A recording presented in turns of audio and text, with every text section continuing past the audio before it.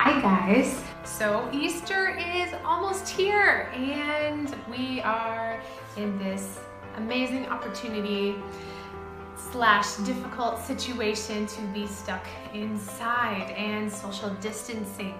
So wanted to give some ideas just for you all who are stuck at home. We have these ideas in English and in Portuguese. I'm currently in Brazil, so we're thinking of ideas to do for our kids, for living stones, and at church, and our own homes. What's the first thing that you think of when you think about Easter? Maybe it's that Jesus died, or that he rose again, or you get to have a new dress to go to church to wear for Easter, or maybe it's chocolate. There's an awful lot of chocolate out there. Maybe it's eggs. A lot of times we think about eggs for Easter. Maybe you have an Easter egg hunt with your friends. Whatever it is, we want to tell you the true story of Easter using some eggs. I don't hear anything. I wonder what it is. So who knows the story of Easter already? Good, I'm so glad. I'm so glad you know, so you can help me out too. So inside the first egg, if we can open it. What? A leaf? Why is a leaf in our first egg?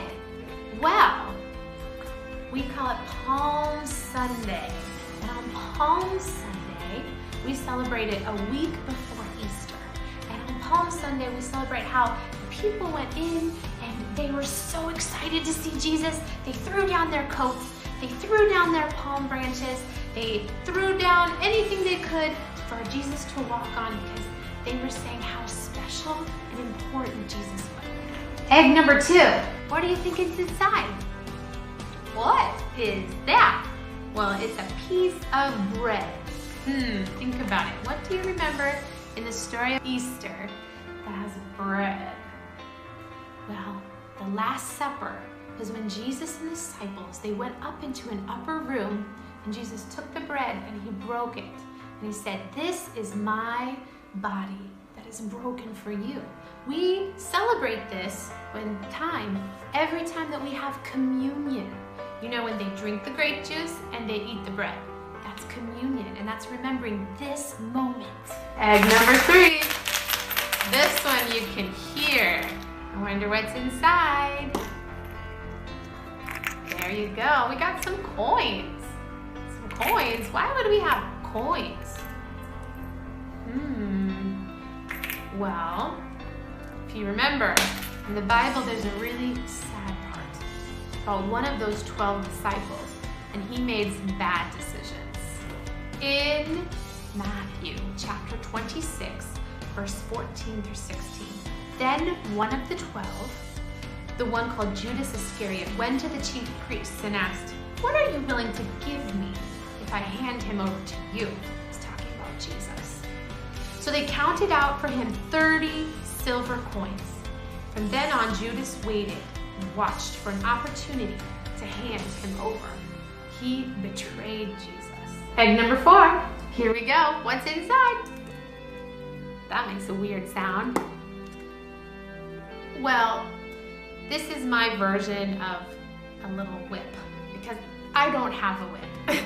We all know what happened. When was there a whip in the story of the Easter? In the Bible, in Matthew 27, verse 26, it says, "And he released Barabbas to them, but he had Jesus flogged and handed over to be crucified."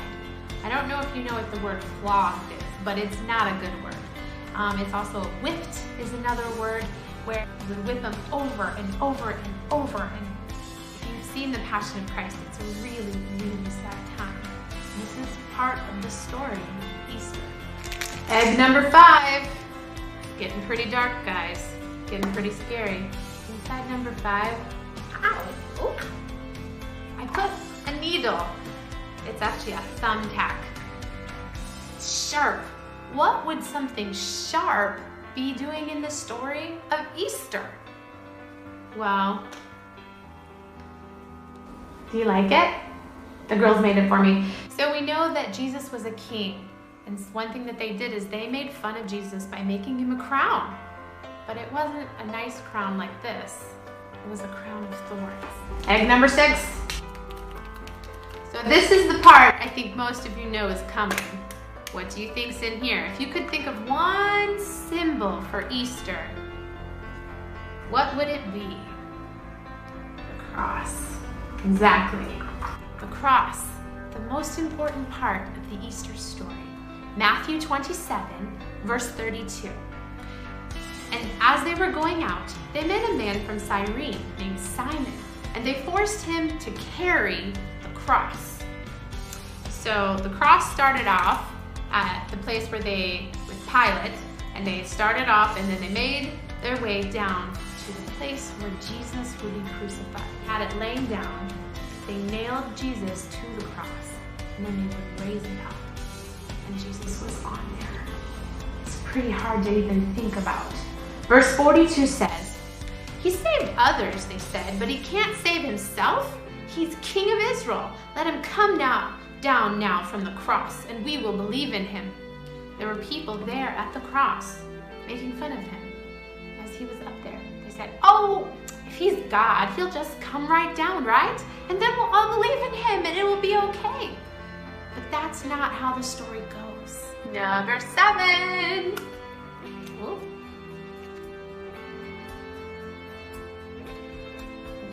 Cloth. What does cloth have to do with the story of Easter? Well, I think you know.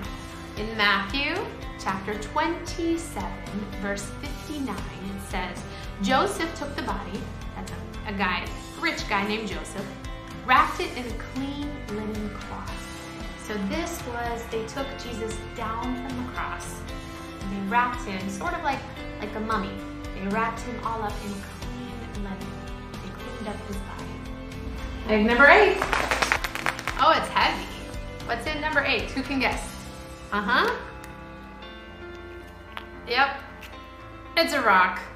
What does rocks have to do with Easter? I think you guys know. This rock, Matthew 27, verse 60. Right after they wrapped him in the clean cloth, it says, "And placed him in his own," that's Joseph's own, "new tomb that he had cut out of the rock. And he rolled a big," what did he roll in front? A big rock. A big stone in front of the entrance of the tomb, and went away." Now when we're talking about big, we mean like huge people needing to like push and pull, like a big rock, covering like a whole door. Egg number 9, my personal favorite. Do you get it? Number 9 is empty. Now, why would we have an empty egg as part of our Easter story? Well, because there was also an empty tomb. Matthew 28, verses 6 and 7. It says, "The angels are talking here. For he is not here. He has risen, just as he said. Come and see the place where he lay. Then go quickly and tell his disciples, he has risen from the dead and is going ahead of you into Galilee. There you will see him. Now I've told you." So the angels are talking to Mary and some of the other ladies who were coming to make sure everything was cool with the body and all that stuff. And the angels were like, he's not here. This is empty. This egg, is gone. Why do we still have 3 eggs left? Well, there's more to the stories. There's more important parts to the story. So number 10, sounds like points, but,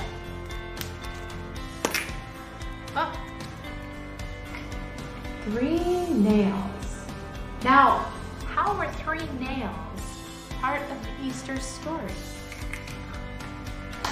In John chapter 20, verse 27. Do you remember the story of Thomas? Then he said, he's Jesus. Then he said to Thomas, "Put your finger here. See my hand. Reach out your hand and put it into my side. Stop doubting and believe." Now, I can't even imagine what it would be like to actually put my finger through the hole in Jesus's hand. That's a little crazy, but that's what Jesus said that Thomas could do. Jesus knows just what we need to believe and to trust him, and he helps us. He doesn't ask us to do it all by ourselves. He will give us the power to do it. So we remember the nails in his hands, the nails in his feet. At number 11, let's see what's in there. Ha-ha! Got some candy. Not that Jesus made candy, but let's see what this has to do with the story of Easter. Sweet things are happening. So in John chapter 21, verse 12, Jesus said to them, the disciples, Jesus said to them, "Come and have breakfast." I think that's good advice. None of the disciples dare ask him, "Who are you?" They knew it was the Lord. So the next thing that they did is that they ate food with Jesus. That's pretty cool. I want to eat my candy with Jesus. Last egg, number 12. Is it empty too? I hear nothing.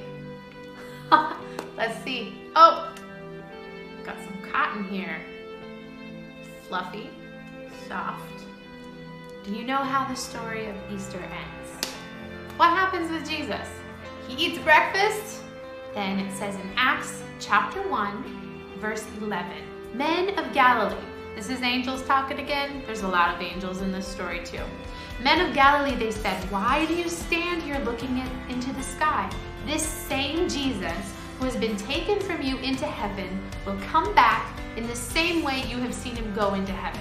So the disciples are all standing there like this. Now, why are they standing like that? Well, because Jesus was with them on the mountain, and then here's the clouds, here's the mountain, here's Jesus. And Jesus goes up into the sky.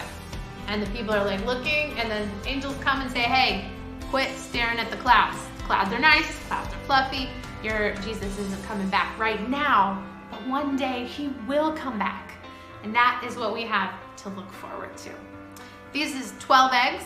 This is the story of Easter, and I hope you are encouraged and you understand just how amazing this plan of God is for us and why we are so excited to celebrate even in the middle of hard times.